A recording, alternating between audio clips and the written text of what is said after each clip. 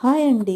ఇక్కడ మేము మార్కెట్‌కి వచ్చేసాము. వెజిటబుల్ మార్కెట్‌కి. వెజిటబుల్ మార్కెట్‌లో ఇవేంటివి చూపిస్తున్నాను అనుకున్నారు. మన చిన్నప్పుడు అంగడిలో ఉండేవి అండి. అన్నీ అట్లా రూ. 1కి 10 చిన్న చిన్నవి జిమ్స్ టైపు అట్లా ఉండేవి.